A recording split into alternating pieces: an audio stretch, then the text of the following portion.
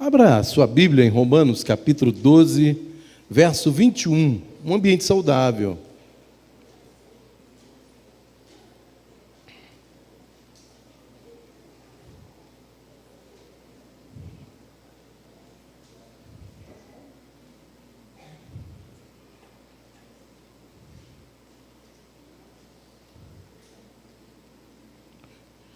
Também Mateus, capítulo 24, verso 12. Mateus, verso 24, 12. Pode projetar para nós aí, Romanos 12, 21.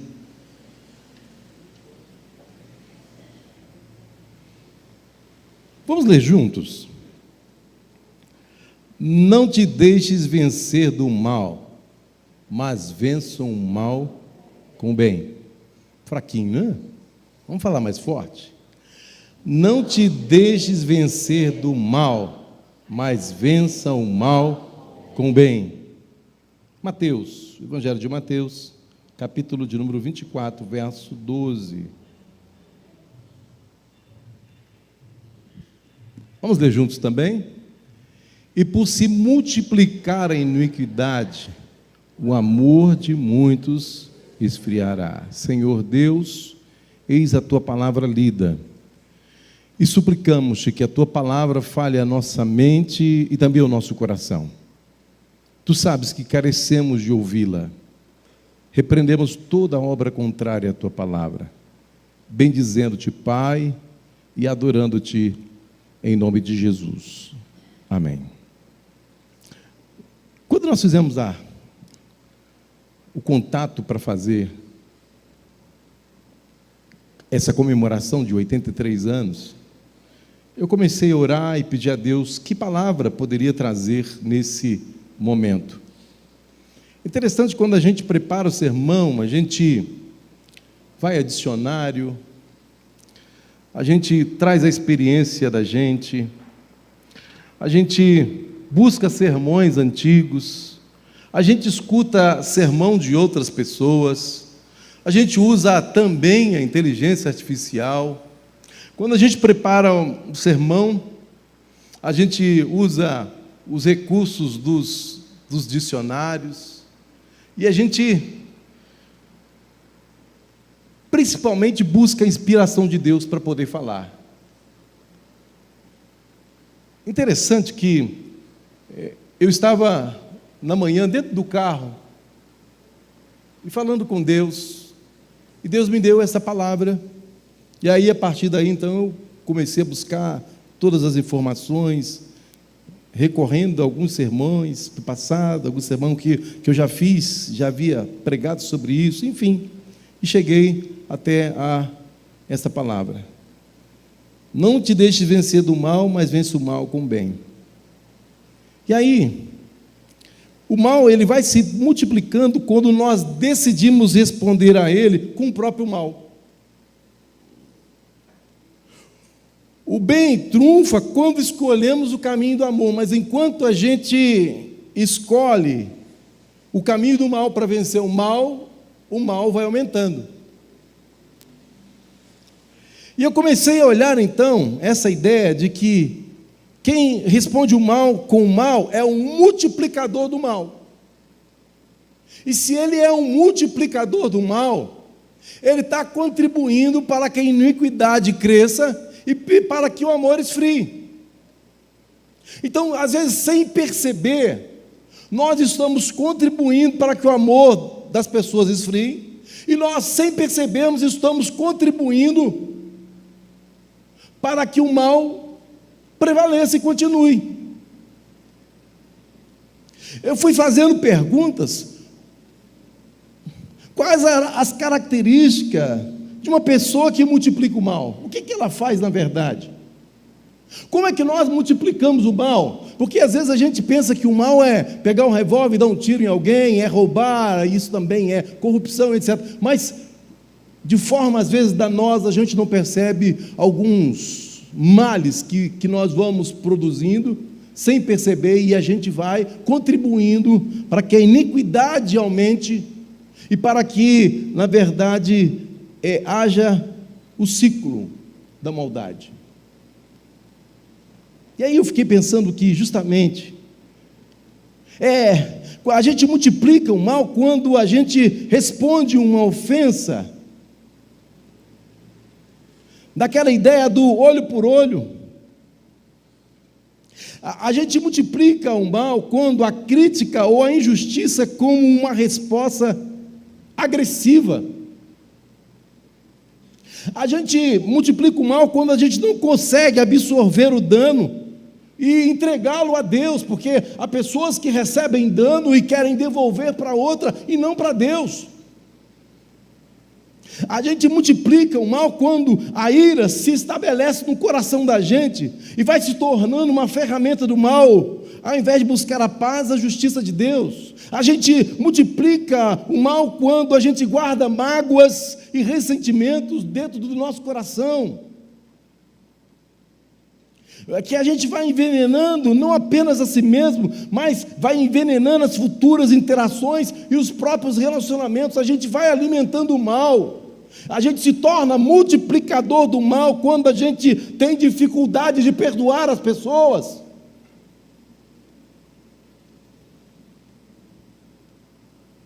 A gente vai alimentando o mal quando a nossa crítica é excessiva e destrutiva. Quando a gente concentra nos defeitos e falhas e pecados dos outros, sem o desejo genuíno de edificar e restaurar. A crítica é feita pela própria crítica. A gente se torna multiplicador do mal quando multiplica o mal ao espalhar transgressões, ao espalhar rumores, destruindo a reputação e a confiança do outro. Quantas pessoas às vezes vêm à igreja, irmãos, não para adorar o Senhor, não para glorificar o Senhor, mas para justamente alimentar o mal do seu coração. Quando isso acontece, ele está se tornando o multiplicador da maldade.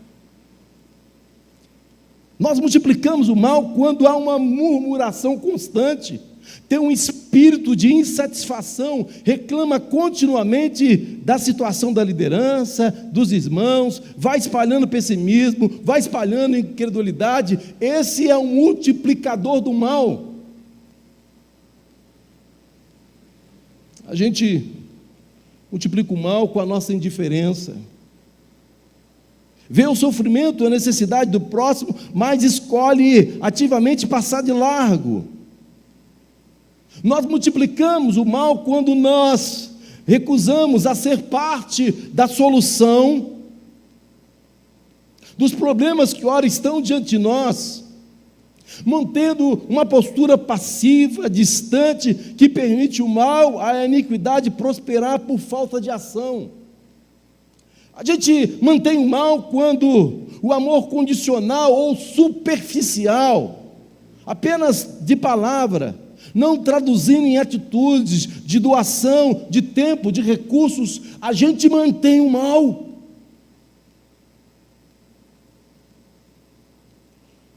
A gente mantém o mal com a hipocrisia, que usa a religiosidade, os dons espirituais, o conhecimento bíblico, profissional como plataforma para a própria exaltação, em vez de expressar amor genuíno.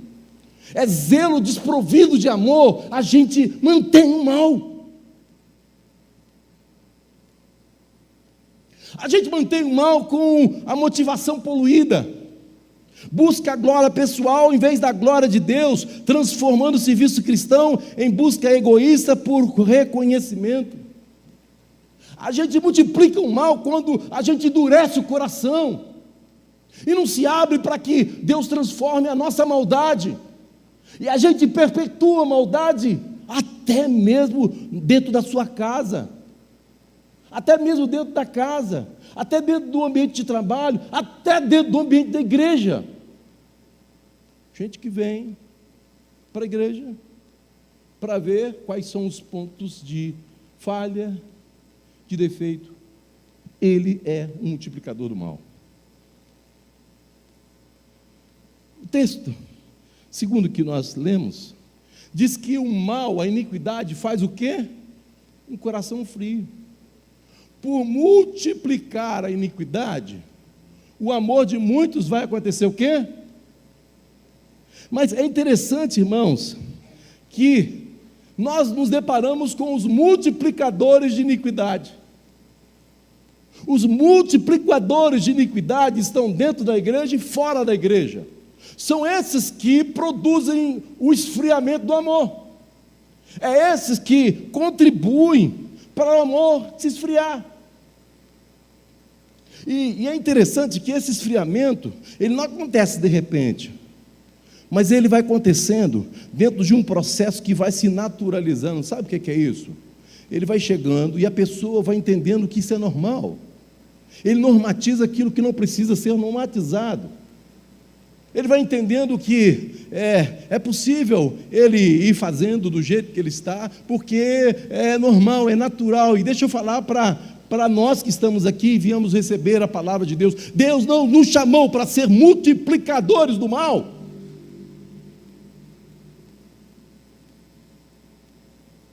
Porque o amor vai esfriando, e ele às vezes vai sendo disfarçado de ação religiosa, vai sendo sustentado por discursos moralistas, por práticas exteriores e não interior.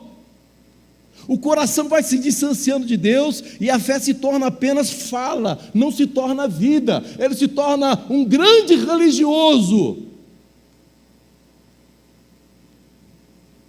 apenas religioso.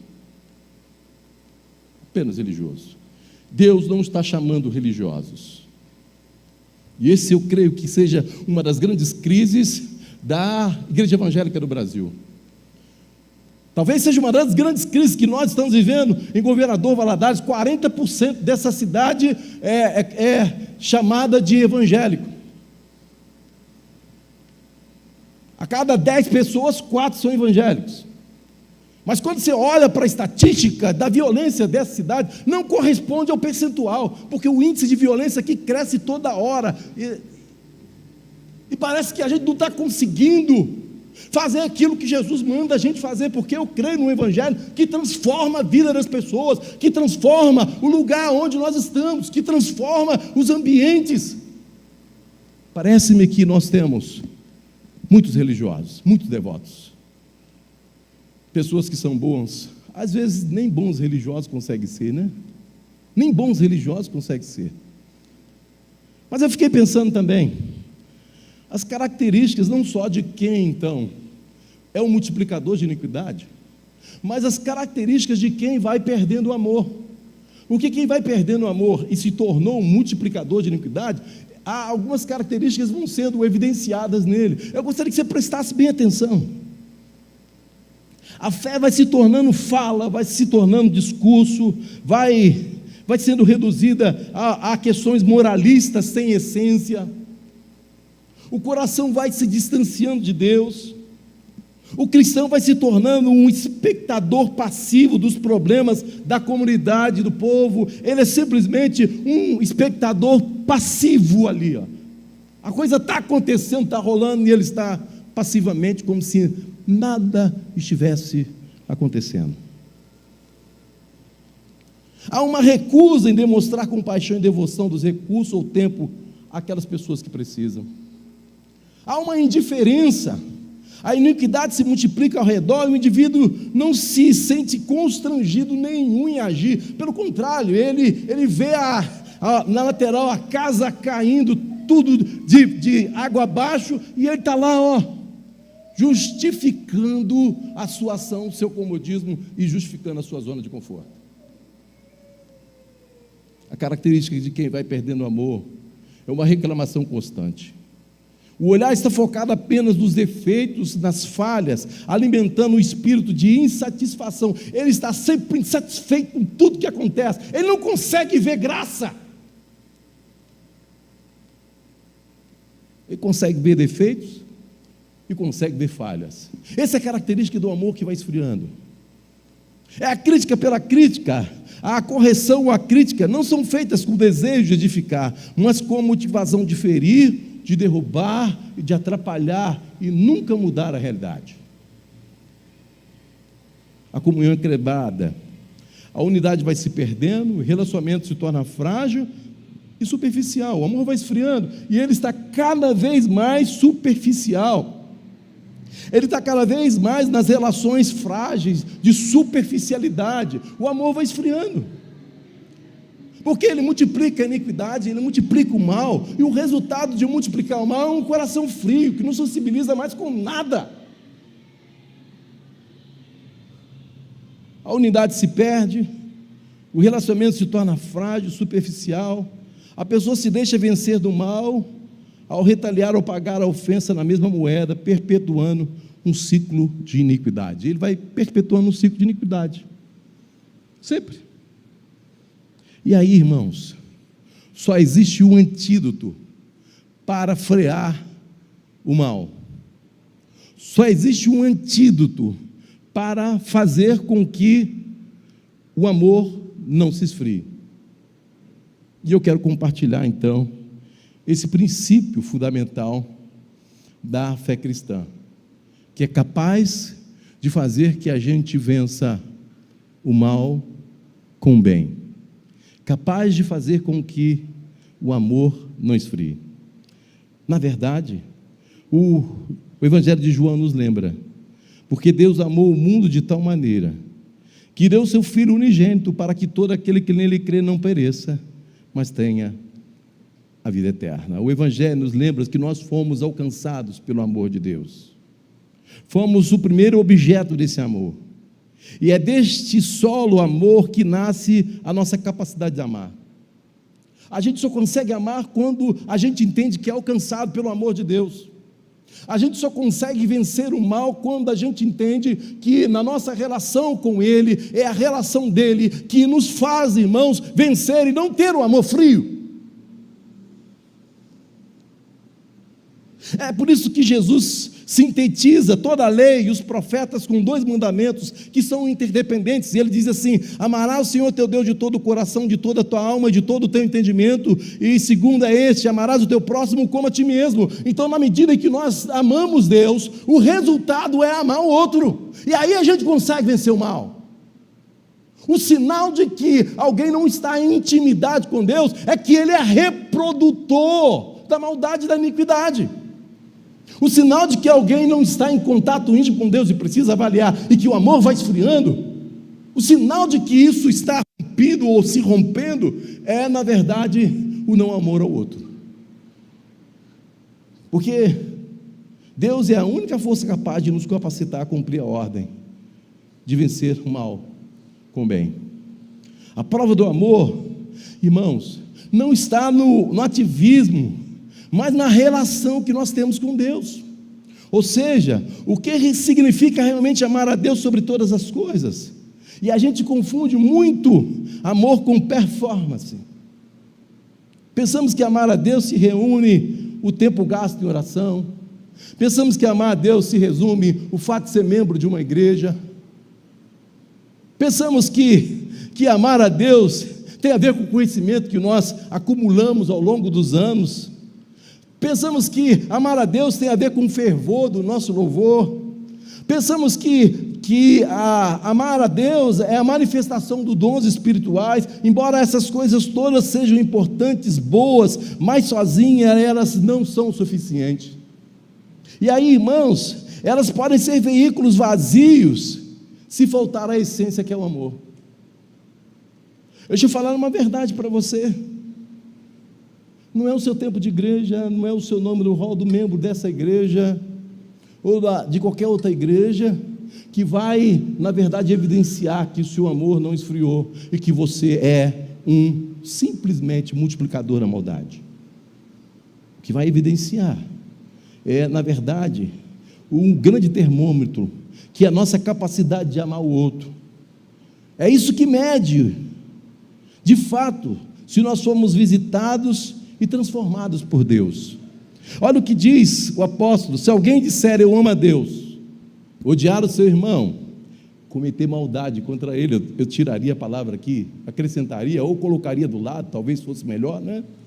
Ou simplesmente traduziria odiar em multiplicar a maldade. Pois quem não ama seu irmão a quem vê, como pode amar a Deus a quem não vê? É incompatível. É incompatível declarar amor a Deus e não ter amor com o outro.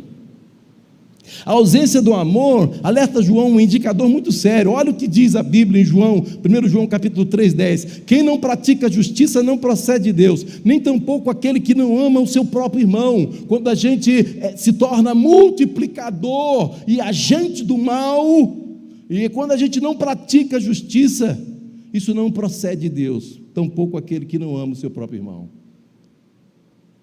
Palavra pesada. O amor é a marca inconfundível do cristão. Aliás, irmãos, é a única coisa que o diabo não consegue imitar. Porque os demais, curas, milagres, ele imita. Mas o amor não. O amor é o vínculo da perfeição, é o antídoto contra o vazio. O apóstolo Paulo nos exorta, buscamos um caminho, ele fala de um caminho de excelência, que é o caminho do amor. Ele vai falando de algumas virtudes, e ele diz que o amor é o elo da perfeição. Em outras palavras, ele vai trabalhando em Colossenses, no capítulo 3, verso 14, diz assim: acima de tudo, no entanto, revestido do amor, que é o elo da perfeição. O apóstolo Paulo está dizendo para a igreja naquele lugar, o antídoto para a maldade é a gente se revestir do amor, é ser cheio do amor. O amor não é apenas uma virtude, é o laço que mantém unidas e aperfeiçoadas todas as outras virtudes. Nenhuma virtude cristã pode ser cultivada plenamente sem o amor. A paciência sem amor é pura resignação. A generosidade sem amor é exibicionismo. O nada e o vazio é grande quando o amor não está presente. É por isso que o apóstolo Paulo diz: tudo se torna nada. Em 1 Coríntios 13, Paulo é enfático: nada serei, nada disso me aproveitará. Sacrifício, ciência, tudo se perde sem amor, irmãos. Então, eu diria uma verdade: é por isso que encontramos tanta gente tendo bens, títulos, dons, e não sendo nada, em um vazio existencial profundo, porque é só no caminho do amor, é só nele que encontramos o tudo, a plenitude, e nenhum inimigo poderá nos derrotar.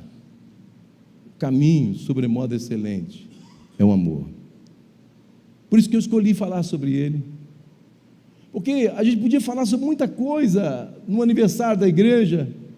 Tem gente que diz assim: eu quero uma mensagem para cima, eu quero uma mensagem que eu saia daqui buscando sucesso, eu quero uma mensagem que eu saia daqui querendo vencer todos os obstáculos, todas as dificuldades da vida. E eu pensei nessa palavra pequenininha, porque o amor é uma decisão, e o amor é doação. A única forma de parar, de multiplicar o mal, é usando essa estratégia de Deus. O caminho sobremodo, como Paulo diz, que é o amor. O amor, então, irmãos, é uma escolha e é uma decisão. O amor não pode ser apenas um sentimento estático, ele é uma escolha diária, uma decisão de ir em frente, mesmo quando a gente falha. O caminho implica em desafios, obstáculos, mas não podemos sair do foco de Deus, sabe? Eu fiquei pensando quando estava preparando esse sermão, de algumas falhas que eu tenho. Porque quem aqui que não tem falha? Todos nós temos falhas. Ninguém aqui é perfeito. Todos nós temos as nossas imperfeições, mas as pessoas maduras, elas decidem amar e resolver problemas. Pessoas imaturas, sabe o que elas fazem? Elas alimentam as mágoas e não têm coragem de resolver as mágoas que estão no seu coração. Então, amar implica numa disponibilidade de a gente agir. Se a gente não tem disponibilidade para agir, a gente está vivendo ou vivenciando a própria imaturidade, a gente não consegue resolver os problemas que precisam ser resolvidos. Porque quem decide amar tem que decidir resolver os seus problemas, as suas dificuldades de relacionamento. Não adianta jogar para debaixo do tapete, não adianta jogar para o ouvido do outro, não adianta jogar para suas inquietudes. Nisso conhecemos todo o significado de amor. Olha o que diz a Bíblia: Cristo deu sua vida por nós e devemos dar a nossa vida pelos nossos irmãos. E vamos falar a verdade, isso aqui se torna balela e mentira quando a gente não toma decisão.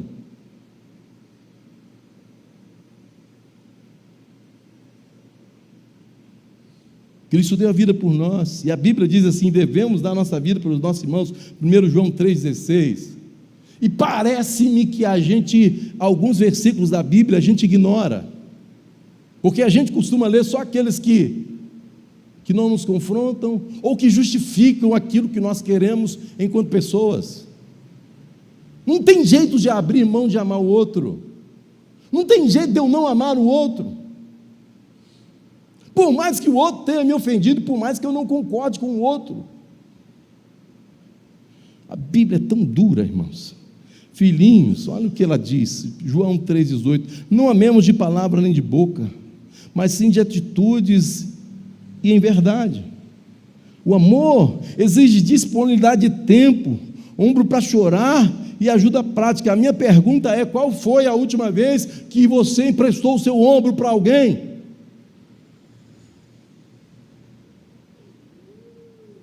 Qual foi a última vez que você emprestou o seu ouvido para o outro? Qual foi a última vez que você deu tempo para o outro se expor, para colocar para fora os seus medos, os seus temores? O amor exige disponibilidade de tempo, ombro para chorar e ajuda prática. Mas algumas considerações eu gostaria de fazer que eu entendo que são muito importantes. O amor ilimitado é a vitória sobre o mal. O amor que nos alcançou, o amor de Deus, ele é eterno. E esse amor, em 1 Coríntios 13:8, diz assim: esse amor de Deus jamais acaba. O nosso modelo, então, de relação não pode ser limitada pelas heranças humanas, ou seja, a sua relação com o seu pai, com a sua mãe, com o seu filho. Não é o referencial que a gente deve buscar de amor. O amor que a gente deve buscar como referencial é o amor de Deus. O amor que você deve buscar como referencial não é o amor do pastor e da ovelha em si, embora seja importante, mas o referencial é o amor de Deus, porque esse amor, como referencial, é o amor perfeito, irmãos. Esse amor ilimitado que Deus derrama em nossos corações por meio do Espírito Santo que Ele nos concedeu. Então, se o amor está esfriando, é hora e é o momento da gente buscar em Deus para que Ele renove o nosso amor e derrame sobre nós o seu amor para que nós consigamos amar apesar de. É o amor derramado no nosso coração que nos capacita a ser paciente com o outro, a ser tolerante, a ser bondoso, mesmo diante do mal. A mensagem clara: há muitos caminhos bons na vida, mas só um é sobremodo excelente, que é o caminho do amor, e esse nós não podemos abrir mão. O amor de Deus, ele deve nos constranger de tal maneira que devemos olhar para dentro de nós e pedir perdão pela omissão do amor. E é isso que a gente tem que fazer, irmão. Olha para dentro, cada um olhar para dentro de si e dizer assim: Senhor, me ensina a amar. Eu vou pedir perdão pela minha omissão de amor. Por isso que o texto diz: não te deixe vencer do mal, retaliando as pessoas, retaliando o momento, o que está te cercando, mas vence o mal com o bem. Ou seja, é amor em ação.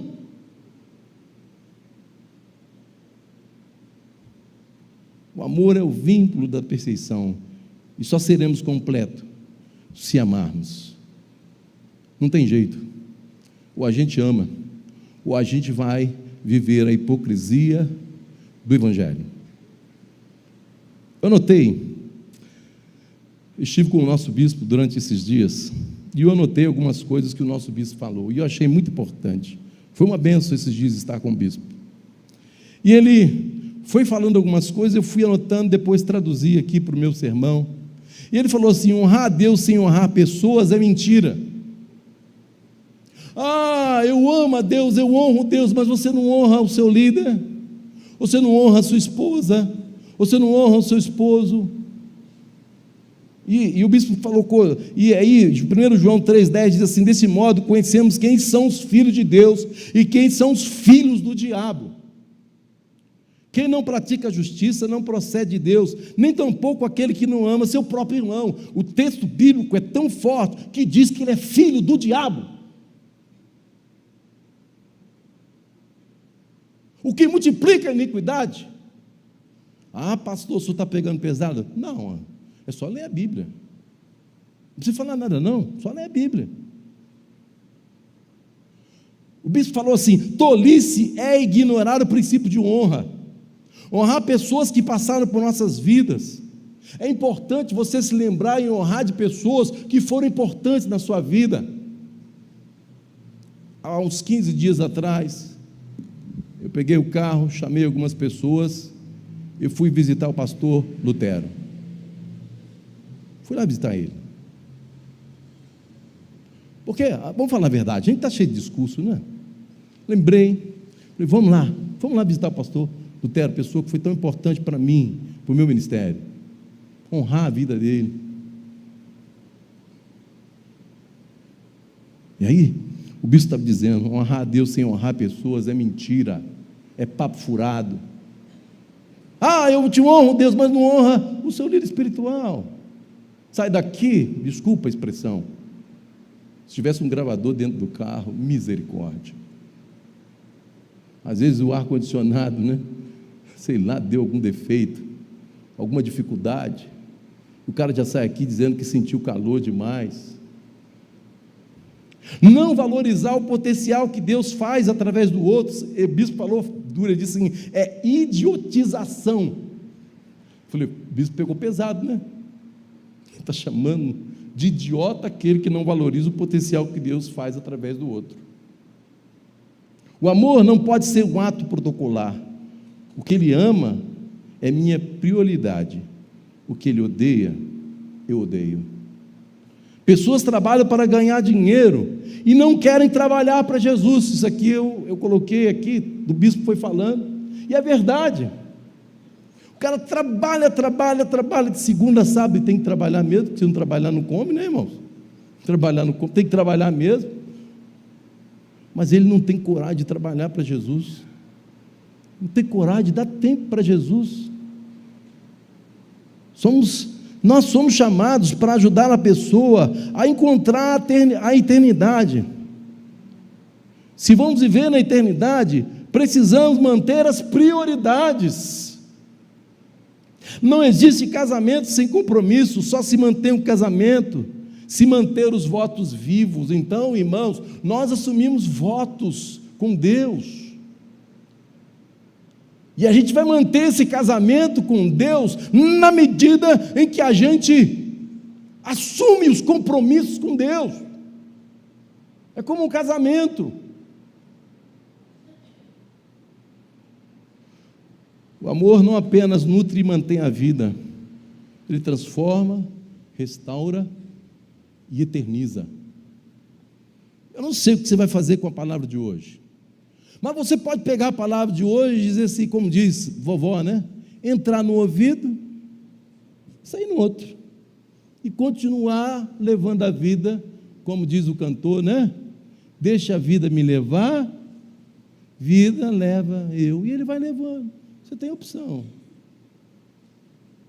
Eu vou falar uma verdade aqui, porque esse tipo de mensagem a gente não gosta muito, não.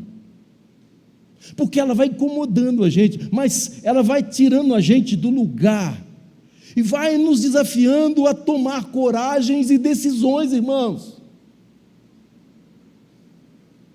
Eu não sei como você recebe essa palavra, mas o amor é a força que sustenta a fé. Quem vence o mal e que mantém viva a presença do Senhor entre nós é o amor. O que vai manter essa comunidade aqui viva é o nosso amor uns para com os outros. Porque se isso for acabando, se isso for diluindo, vai acabando o sentido de igreja. Igreja é só igreja porque ela ama. Se ela não for, se o amor sair, deixa de ser igreja, vai ser apenas uma congregação de religiosos. Tem igrejas lotadas de pessoas, mas vazias. Uma igreja precisa ser lotada de amor, que como consequência, as pessoas são atraídas e tocadas por esse amor. Eu fiz uma oração e tenho feito todos os dias. Todos os dias eu tenho feito essa oração. Senhor, não deixe o meu amor esfriar. Não deixe eu ser o multiplicador do mal e da iniquidade. Renova o meu amor, Senhor. Apesar de todas as limitações que tenho, tem uma coisa que eu aprendi e que eu sei que faço muito bem, que é amar gente e que é amar pessoas. E é isso, irmãos, o grande legado que talvez deixarei nesta igreja, viu? Talvez seja o grande legado que um dia deixarei na igreja. De alguém que não tem medo de amar. Alguém que não tem medo de enfrentar algumas situações para acolher aqui na nossa igreja. Meninos que a sociedade de Governador Valadares rejeitou. Porque quem atende, a gente atende aqui no nosso projeto, são meninos que os pais deixaram para lá, são meninos que passaram as mais atrocidades, talvez vocês nem imaginem. E a gente nem descreve aqui por questões de ética, mas que viveram situações e enfrentar e acolher esses meninos aqui neste lugar, enquanto a sociedade rejeitou, jogou para fora e não aceita, e está aqui encarando isso todo mês.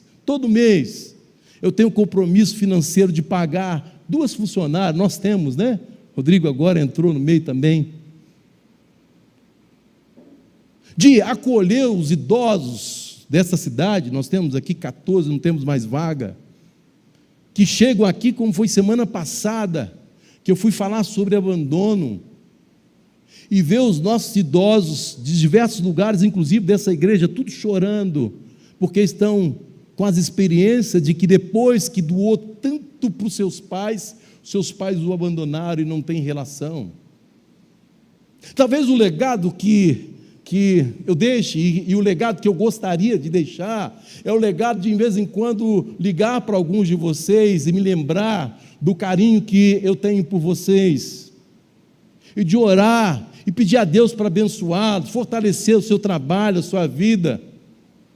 Talvez o grande legado que eu possa deixar aqui, meu irmão e minha irmã, e acredito que esse é um legado que nós precisamos deixar, o legado de se importar com o outro, de posicionar-se com o outro, de valorizar o outro, de estar junto com o outro, e é esse legado que nós, enquanto igreja, precisamos ter neste lugar.